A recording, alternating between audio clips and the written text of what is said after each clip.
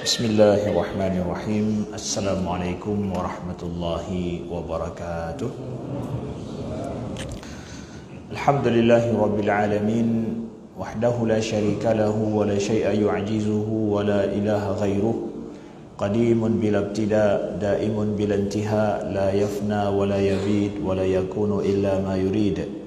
لا تبلغه الأوهام ولا تدركه الأفهام ولا تشبهه الأنام حي لا يموت قيوم لا ينام أشهد أن لا إله إلا الله وحده لا شريك له وأشهد أن محمدا عبده ورسوله اللهم صل وسلم وبارك على سيدنا محمد وعلى آله وصحبه وسلم سبحانك لا علم لنا إلا ما علمتنا إنك أنت العليم الحكيم Allahumma alimna ma yanfa'una wanfa'na bima 'allamtana wa zidna ilma, amma ba'du.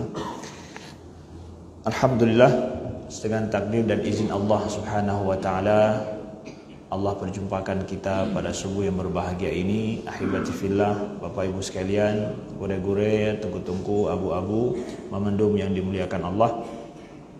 Kita melanjutkan pembahasan kajian kita terhadap kitab Al-Isyarah ila Madhab Ahlil Haqq yang dituliskan oleh Imam Abu Ishaq Al-Shirazi. Kita lanjutkan membaca apa saja yang diyakini oleh Ahlul Haqq, oleh Ahlus Sunnah wal Jamaah sampai kepada awal abad kelima Hijriah, dan beliau termasuk daripada ulama yang mutaqaddimin, ya, yang kalau sering kita dengar ulama kita, guru-guru kita menyebutkan ulama-ulama mutaqaddimin dan ulama-ulama mutaakhirin, ini adalah diantara ulama yang al-mutaqaddimin.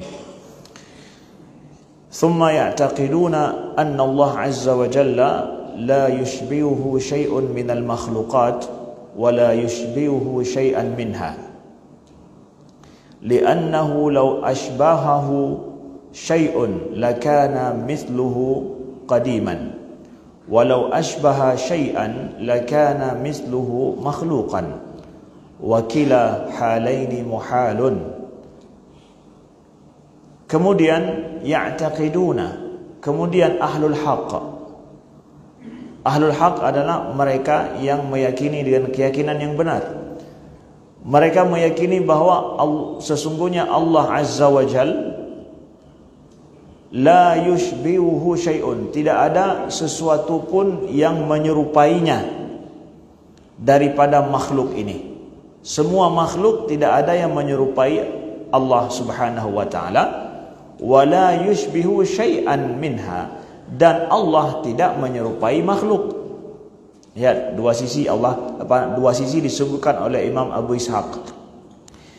Kita Ahlul Haq meyakini bahwa Ahlul Haq itu meyakini makhluk ini semua, apapun dia, baik terlihat atau tidak terlihat, itu tidak menyerupai dengan Allah, dan Allah tidak menyerupai makhluk. Nah, ini dua sisi disebutkan. Makhluk ini tidak menyerupainya Allah, dan Allah tidak menyerupai makhluk. Kenapa disebutkan demikian? Karena inilah keyakinan harus jelas. Nah, li'annahu law ashbahu syai'un lakana misluhu qadiman. Kalau seandainya ada makhluk yang menyerupai Allah, maka makhluk itu ada yang qadim. Karena Allah qadim. Semalam kita sampaikan bahwa kita baca sebelumnya bahwa Allah itu adalah qadim. Qadim itu artinya apa? Keberadaan Allah tidak ada permulaannya. Kita nggak bisa menanyakan kapan ada Tuhan, nggak bisa. Karena sifat Allah itu tidak ada permulaan. Ya, juga Allah itu abadi sifatnya. Kenapa? Tidak bisa kita katakan bahwa sampai kapan adanya Allah. Kalau kita sampai mati, Allah sampai kapan? Itu enggak ditanyakan begitu. Kenapa? Karena Allah itu abadiyun, tidak ada akhir daripada adanya Allah. Wal awwal wal akhir, ya. Awal dan akhir itu adalah Allah Subhanahu wa taala. Makhluk ada awal, ada akhir. Bagi Allah tidak berlaku itu semua. Dialah yang pertama, dialah yang terakhir ada, tetap. Nah.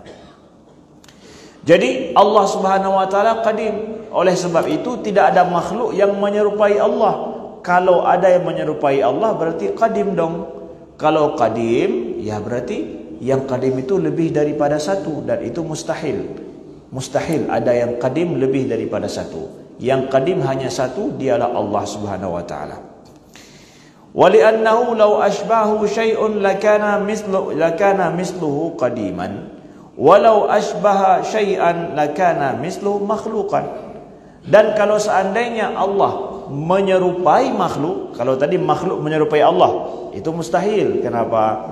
Itu akan jadi qadim juga makhluk itu kalau mirip dengan Allah, serupa dengannya. Begitu juga Allah tidak menyerupai makhluknya, karena Tuhan kalau menyerupai makhluknya, Allah menyerupai makhluknya, berarti sama dengan makhluk. Nah, Allah tidak menyerupai makhluk. Kalau menyerupai makhluk, maka akan jadi makhluk juga. Dan kila halaini muhal, kedua-duanya mustahil. Arti makhluk apa? Ya, makhluk berlaku padanya segala sifat. Pertama adalah ada permulaan, ada akhiran, diciptakan, kemudian perlu berhajat kepada sesuatu. Itu semua makhluk begitu. Semua makhluk ciptaan Allah itu semua ada kekurangannya, ada hajatnya, ada kebutuhannya. Sedangkan Allah, wallahu huwal ghaniyul hamid. Sedangkan Allah, sifat Allah itu ghani. Ghani itu sama sekali tidak bergantung, tidak perlu, tidak butuh. Semua itu tidak ada pada Tuhan, pada Allah Subhanahu wa taala. Tidak ada kekurangan sedikit pun pada Tuhan. Nah, ini berbeda dengan makhluk. Ini memakai logika. Kemudian Imam Abu Ishaq menuliskan, qala Allah azza wa jalla laisa kamitslihi syai'un wa huwas samiul basir. Ayatnya mana? Ayatnya adalah laisa kamitslihi syai'un. Tidak ada yang menyerupai semisalnya sesuatu apapun, wa huwas samiul basir, dan dialah Maha mendengar lagi Maha melihat. Nih ayatnya. Allah mengatakan bahwa tidak ada sesuatu apapun yang menyerupai Allah Subhanahu, semisal Allah Subhanahu wa taala, dan dialah maha mendengar bagi maha melihat. Nah, ini ayatnya. Jadi ulama Ahlus Sunnah selalu berupaya di dalam ilmu akidah untuk membantah segala bentuk keyakinan manusia yang ada kemiripannya dengan Tuhan. Artinya apa? Dia meyakini Tuhan ada kemiripan dengan makhluk, atau menyerupai, atau diyakini ada makhluk menyerupai Tuhan. Itu semua dibantah. Orang Kristen meyakini bahwa ada makhluk ciptaan Allah yang seakan-akan itu adalah menyerupai Tuhan. Ada anak Tuhan kah?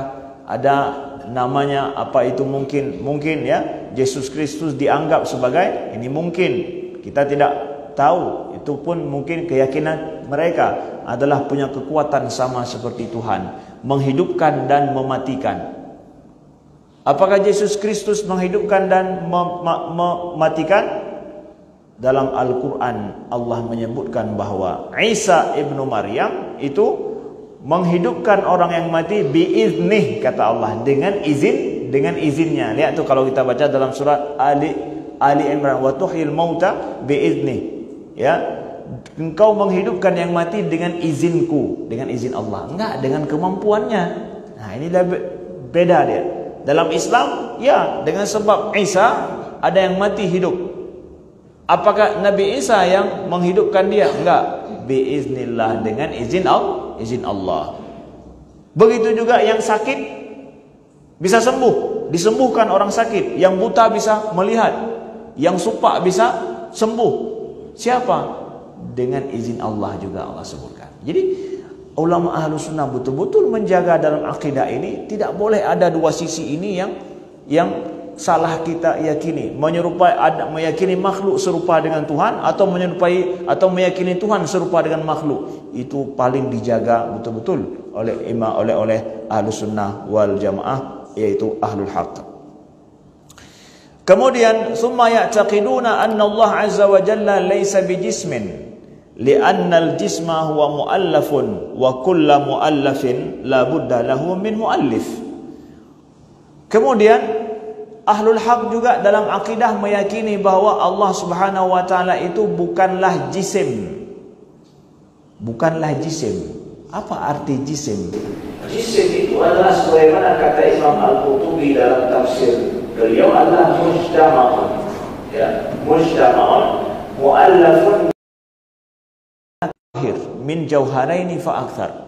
Yang dinamakan dengan jisim adalah segala bentuk jasad, ya, atau format yang dia itu terdiri daripada beberapa hal, paling kurang terdiri daripada dua hal.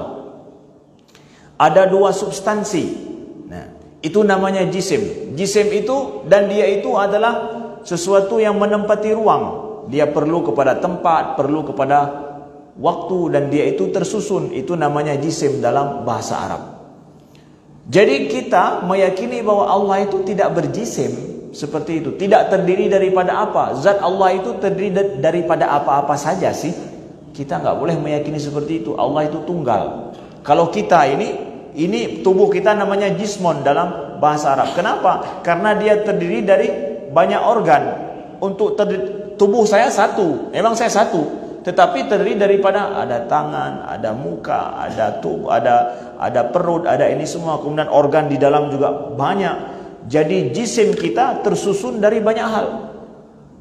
Allah Subhanahu wa ta'ala, kita nggak boleh membayangkan, meyakini bahwa wujud Allah itu dari apa-apa saja Allah tersusunnya. Apakah Tuhan ada organ ini, organ itu? Na'udzubillah, Allah bukanlah jisim. Jangan bayangkan Tuhan seperti itu. Betul-betul tunggal adanya Allah. Kemudian jisim, supaya dia ada, dia perlu kepada tempat, ruang, waktu. Ya, kita ada ini perlu kepada ruang. Begitu juga alam, bumi ini, planet yang ada, kemudian matahari, bintang, supaya ada dia perlu ruang kosong yang hitam yang kita lihat malam itu. Itu ruang kosong, tempat di mana bergeraknya semua benda itu. Ya. Kita juga begitu. Ya. Untuk pergi kemana saja perlu tempat. Ini masuk ke masjid saja kita tanya, itu masjid penuh enggak ya? Kalau penuh enggak ada tempat ya.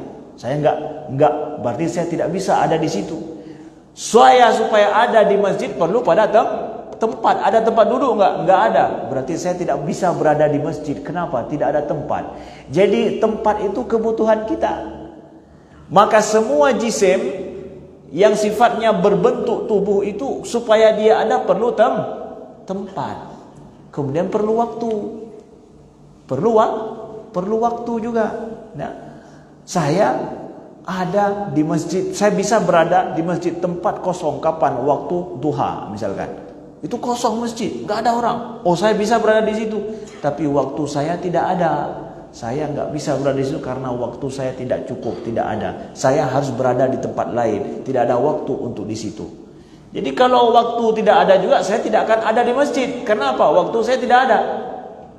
Jisim ini dia supaya ada perlu tempat, perlu waktu. Kalau nggak ada waktu dia tidak ada. Nah, apakah Allah untuk ada perlu tempat, perlu waktu? Tidak. Kalau seandainya Allah ada perlu tempat, perlu waktu, ini sama dengan makhluk. Kita wajib meyakini bahwa Allah Subhanahu wa ta'ala itu bukan jisim. Nah, kenapa para ulama Ahlus Sunnah, Ahlul Haq mengatakan bahwa kita meyakini bahwa Allah bukan jisim? Kenapa? Masalahnya pada abad sampai abad ketiga, dari abad kedua dan abad ketiga, banyak sekali sekte pada zaman itu yang muncul di kalangan umat Islam yang meyakini bahwa Tuhan itu berwujud, bersifatnya berbentuk. Ini kitab yang saya bawa, Maqalat al-Islamiyin, karangan Imam Abu Hasan al-Ash'ari. Ya, yang dikatakan bahwa beliau adalah punggawa daripada ulama Ahlus Sunnah, ya, yang beliau membantah banyak sekte-sekte yang ada. Ini beliau kumpulkan berbagai macam keyakinan sekte-sekte Islam itu sampai masa beliau hidup, ya. Beliau meninggal tahun 324 Hijriah. Ya, 324 Hijriah. Berarti beliau hidup abad kedua. Abad kedua beliau hidup sampai awal abad ketiga beliau hidup sampai awal abad keempat. Itu banyak sekali sekte-sekte yang muncul dan hidup pada saat itu. Nah, Di antara sekte itu disebut dengan adalah syarhun fi ikhtilafin nas fi tajsim. Adanya sekte-sekte yang berbeda pendapat tentang masalah Allah itu jismun atau bukan. Ya, banyak sekali sekte-sektenya. Faqala Hisham bin Al-Hakam, "Innallaha jismun mahdudun aridun amiqun tawilun, tuluhu mislu 'ardihi wa 'arduhu mislu 'umqihi, nurun sati'un lahu qadrun minal aqdar, bimana anna lahu miqdaran fi tulin wa 'ardin wa 'umqin." Dia katakan bahwa sesungguhnya Allah, ini lihat nih, di antara makalat orang-orang, perkataan orang-orang mengatakan Tuhan itu punya jisim. Mungkin saat ini mudah-mudahan tidak ada lagi. Kalaupun ada, inilah yang harus kita luruskan. Kata Hisham bin Hakam, ini salah seorang orang yang mengatakan pada saat itu Allah itu punya jisim. Innallaha jismun, sesungguhnya Allah itu punya bentuk jisim. Mahdudun, terbatas. Aridun, punya lebar, ya, amiqun, kemudian ada volumenya juga, kemudian tawilun, panjang. Tuhan itu ada panjang, ada lebar. Nauzubillah min dzalik. Dia bilang begitu. Siapa yang katakan ini? Abu Hasan Al-Asy'ari. Beliau kumpulkan perkataan yang tidak benar daripada orang-orang itu, ya. Tuluhu mislu ardi, panjangnya sama dengan lebarnya. Kagura. Biasa kita lebar panjang beda, ya. Ini gitu, ya. Kemudian wa arduhu mislu umqihi, volumenya juga, kedalaman juga sama dengan lebarnya. Nurun sati'un, kemudian cahaya yang sangat bersinar sekali, yang sangat menyilaukan. Tuhan cahaya yang menyilaukan, dibilang, ya. Lahu qadrun minal aqdar, memiliki ukuran tertentu. Nah, ya kalau sudah begini, itu apa artinya? Mirip dengan makhluk tidak? Mirip. Makanya ini jisim. Makanya disebut dengan orang yang meyakini Tuhan seperti itu mujassim. Mujassimah. Kalau pernah saya dengar mujassimah. Orang-orang yang meyakini bahwa zat Allah itu adalah menyerupai makhluknya. Itu namanya mujassimah. Orang yang meyakini Allah itu jisim. Nah, begitu juga ada yang mengatakan lagi huwa jismun la kal ajsam wa makna dzalika annahu syai'un mawjudun. Ada juga yang mengatakan bahwa Tuhan itu jisim memang, tetapi tidak sama dengan jisim yang ada. Nah, jadi macam-macam ini, sampai ada 5 halaman beliau jelaskan tentang bagaimana macam-macam kepercayaan orang-orang yang meyakini bahwa Allah itu punya jisim. Ulama Ahlussunnah, Ahlul Haq mengatakan sedari awal, Allah laisa bijismin, Allah bukan jisim sama sekali. Enggak boleh ada keyakinan kita dalam akidah kita meyakini bahwa Allah itu menyerupai sesuatu ataupun berbentuk sesuatu. Tidak ada penyerupaan sama sekali. Itu adalah akidah yang diputuskan dan diyakini oleh Ahlussunnah, Ahlul Haq dalam hal ini. Baik. Lalu saat ini, saudaraku yang dimuliakan Allah, ada sebahagian orang nih yang hidup semasa kita, bersama kita juga mungkin ada, ya. Itu adalah meyakini bahwa Ustaz, kalau ulama Ahlussunnah mengatakan bahwa Allah bukan jisim, memangnya ulama para sahabat dulu dengan salafus soleh ada menafikan bahwa Allah itu bukan jisim? Ngapain dibilang-bilang itu dalam ilmu akidah? Nah, untuk apa? Ulama pertama menafikan jisim daripada Allah itu persis seperti Allah mengatakan dalam Al-Quran, lam yalid wa lam yulad wa lam yakun lahu kufuwan ahad. Allah tidak beranak dan tidak diperanakkan, ya kan? Kenapa demikian Allah katakan tentang dirinya? Allah itu Maha Esa, tidak beranak dan tidak diperanakkan. Kenapa demikian Allah sebutkan dirinya? Allah nafikan hal anak, diperanak dan diperanakkan. Tuhan itu bukan tidak beranak dia dan tidak diperanakkan. Kenapa? Ada yang meyakini bahwa Tuhan punya anak. Makanya Allah menafikan itu. Ulama Ahlussunnah juga menafikan jisim daripada Allah karena pada masa itu abad kedua, abad ketiga muncul banyak sekte juga yang meyakini orang-orang yang meyakini Tuhan itu mirip jisim. Satu. Kemudian ada juga yang di antara kita yang mengatakan bahwa emangnya jisim itu ada dalam Al-Quran? Enggak ada dalam Quran dan Sunnah. Ada dalam Al-Quran. Surah Al-Baqarah ayat 247. Ketika Allah berbicara tentang Talut. Bukan Tauhud ya, Talut, yaitu seorang panglima Bani Israel yang ditentukan oleh Allah. Inna Allah astafahu alaikum wa zadahu bastatan fil ilmi wal jism.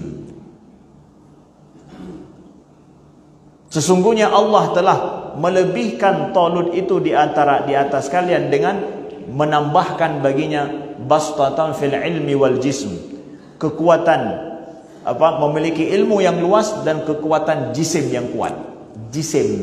Jismon itu dipakai untuk manusia. Istilah jisim dipakai untuk makhluk. Al-Quran memakai jisim untuk makhluk. Maka kami Ahlus Sunnah wal Jamaah mengatakan Allah itu bukan jismon. Jelas. Nah, itu pertanyaan yang nomor 2. Ini sering sekali ada yang menanyakan seperti ini kalau bicara masalah ini. Saat ini, bukan zaman dulu. Saat ini ternyata ada juga ya orang yang merasa pedas telinga mereka kalau kita menafikan jisim daripada Allah. Kemudian yang ketiga juga dalam masalah jisim ini, memangnya Ahlus Sunnah wal Jamaah dulu ada menafikan jisim daripada Allah? Ada. Menafikan jisim daripada Allah.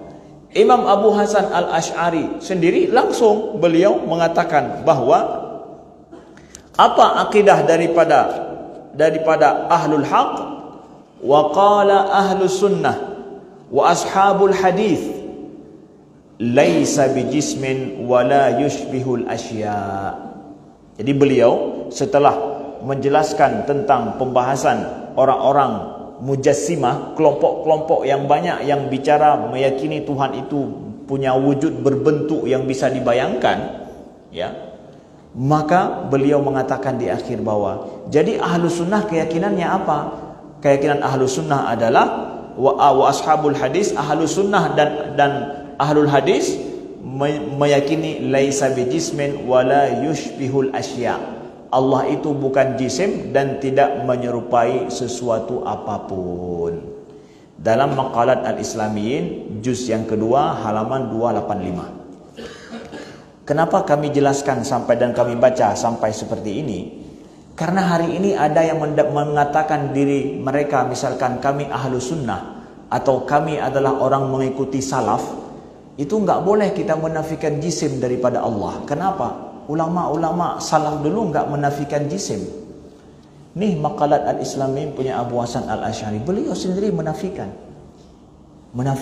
bahwa Allah itu bukan jisim. Dinafikan. Makanya hari ini ada di antara orang yang meyakini bahwa kami pengikut salaf. Coba tanyakan sama mereka, kalian menafikan jisim daripada Allah enggak? Yang kami tahu dalam Al-Quran, jisim itu dipakai untuk makhluk. Seperti firman Allah dipakai untuk Talut. Itu adalah manusia yang Allah sifatkan dia memiliki jisim yang kuat. Kalian menafikan jisim tidak? Kalau mereka diam, betul lah ini Mujassimah. Cuma satu aja, kami orang salaf ini, saya mengikuti akidah salaf. Oke, bagus. Kalian menafikan jisim daripada Allah enggak?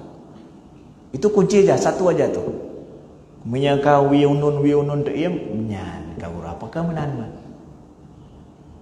Ya, ini dia masalahnya di sini, saudaraku yang dimuliakan Allah. Maka kita jelaskan sedari awal bahwa Ahlul Haq menyatakan bahwa mereka tidak meyakini Allah itu jisim.